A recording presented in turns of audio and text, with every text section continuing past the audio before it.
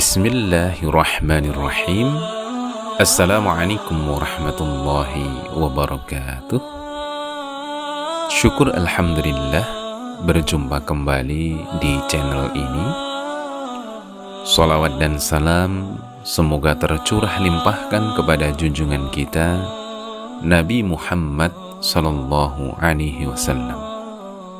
Doa dan harapan saya, semoga saudaraku semua selalu diberi kesehatan, dilapangkan rizkinya, diampuni dosa-dosanya, dan dipanjangkan umurnya oleh Allah subhanahu wa ta'ala.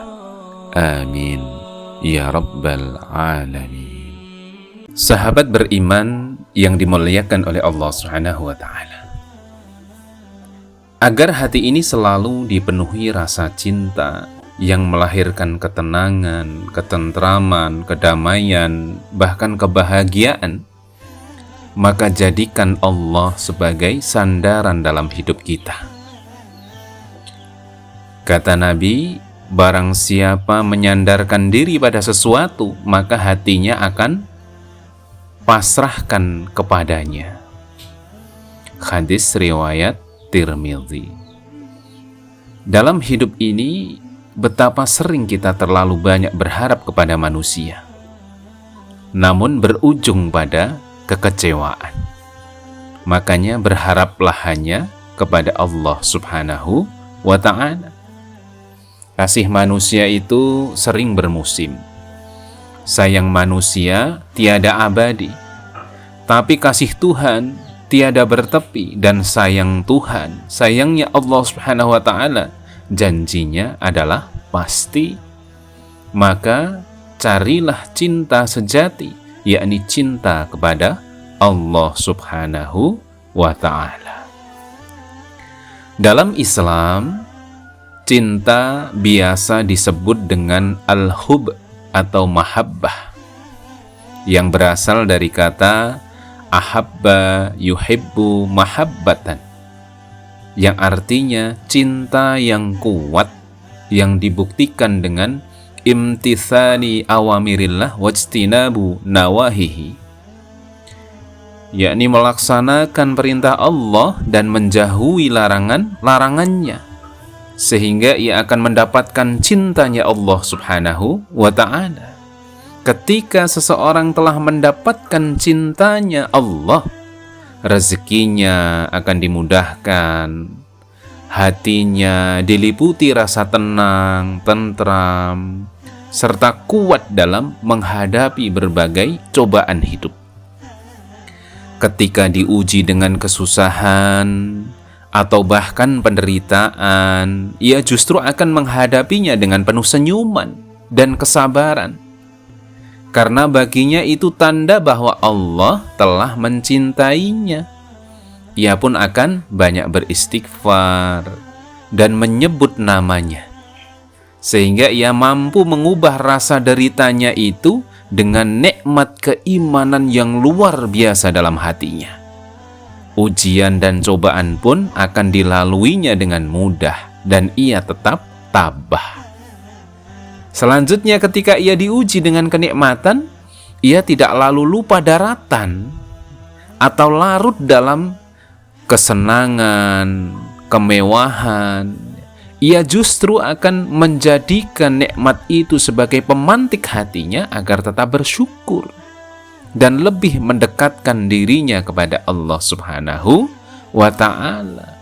Sekalipun dia diberi harta yang lebih, tapi tidak digunakan untuk bermegah-megahan, tapi ia akan menggunakannya dengan sesuai kebutuhan dan hidup dalam kesederhanaan. Contoh kecil, hartanya itu hanya akan digunakan untuk menolong agamanya Allah subhanahu wa ta'ala, untuk berdakwah.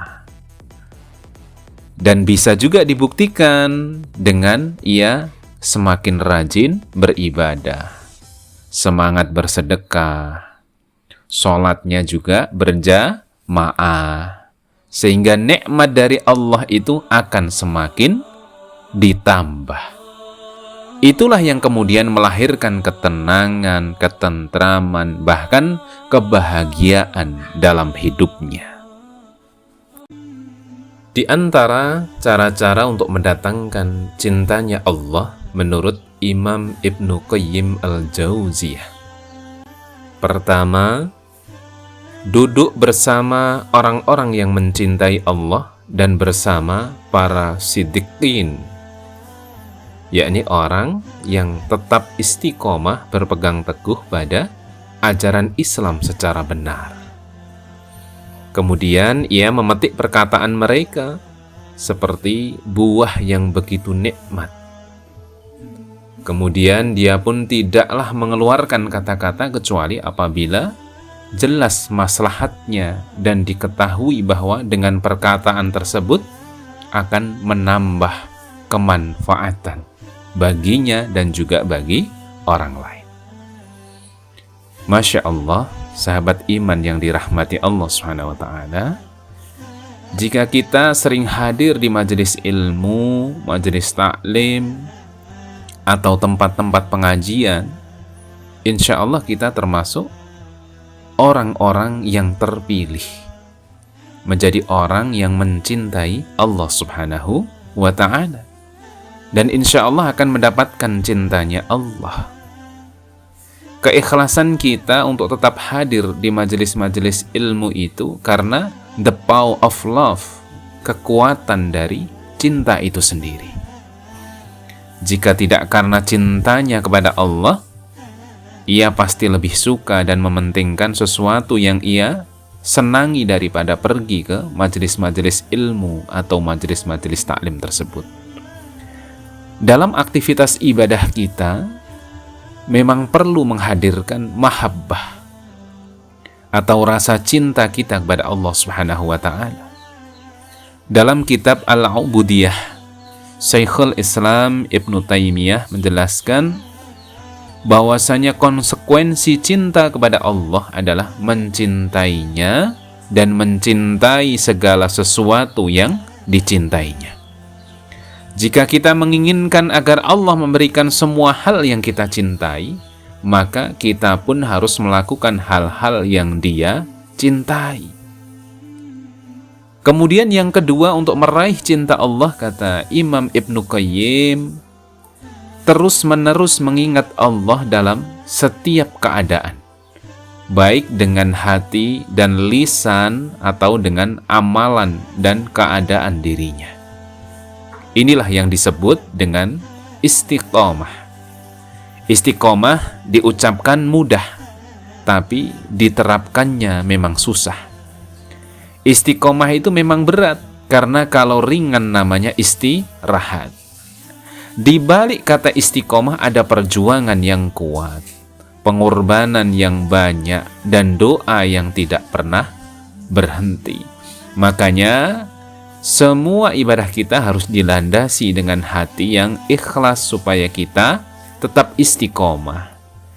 Imam Ibnu Taimiyah rahimahullah berkata, segala sesuatu yang tidak didasari ikhlas karena Allah pasti tidak bermanfaat dan tidak akan kekal. Sahabat iman yang dimuliakan oleh Allah SWT.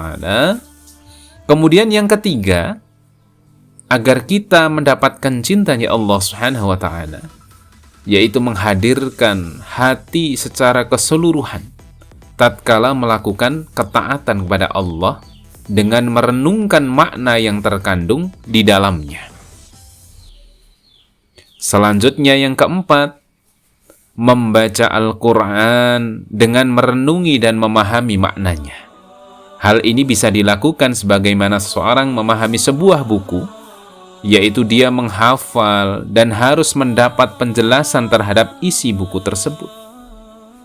Kemudian yang terakhir di antara cara untuk mendapatkan cintanya Allah dalam kehidupan kita adalah dengan merenungi, memperhatikan, dan mengenal kebesaran nama dan sifat Allah.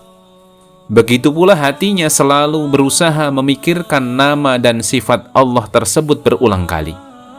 Barang siapa mengenal Allah dengan benar melalui nama, sifat, dan perbuatannya, maka dia pasti mencintai Allah Subhanahu wa Ta'ala.